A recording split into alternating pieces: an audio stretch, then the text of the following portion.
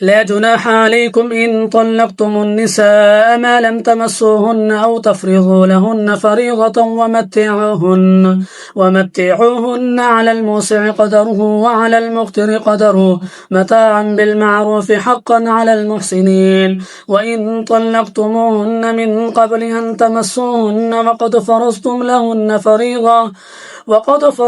لهن فريضة فنصف ما فرضتم إلا أن يعفون أو يعفو الذي بيده عقدة النكاح وأن تعفوا أقرب للتقوى ولا تنسوا الفضل بينكم إن الله بما تعملون بصير. حافظوا على الصلوات والصلاة الوسطى وقوموا لله قانتين.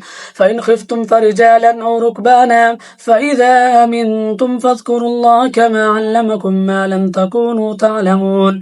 والذين يتوفون منكم ويذرون أزواجا وصية لأزواجهم متاعا إلى الحول غير إخراج فإن خرجن فلا جناح عليكم فيما فعلن في أنفسهن من معروف والله عزيز حكيم. وللمطلقات متاع بالمعروف حقا على المتقين كذلك يبين الله لكم آياته لعلكم تعقلون.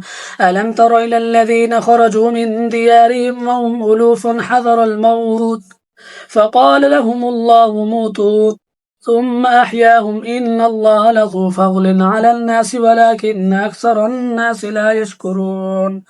وقاتلوا في سبيل الله واعلموا أن الله سميع عليم. من ذا الذي يقرض الله قرضا حسنا فيضاعفه له أضعافا كثيرا والله يقبض ويبسط وإليه ترجعون. ألم تر إلى الملأ من بني إسرائيل من بعد موسى إذ قالوا لنبي لهم ابعث لنا ملكا نقاتل في سبيل الله قال هل عصيتم إن كتب عليكم القتال ولا تقاتلون قالوا وما لنا ألا نقاتل في سبيل الله وقد أخرجنا من ديارنا وأبنائنا فلما كتب عليهم القتال تولوا إلا قليلا منهم والله عليم بالظالمين. وقال لهم نبيهم إن الله قد بعث لكم طالوت ملكا قالوا أنى يكون له الملك علينا ونحن أحق بالملك منه ولم يؤت سعة من المال قال إن الله اصطفاه عليكم وزاده بسطة في العلم والجسم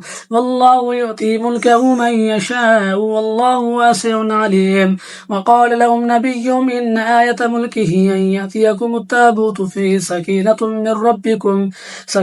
من ربكم وبقية مما ترك آل موسى وآل هارون تحمله الملائكة إن في ذلك لآية لكم إن كنتم مؤمنين.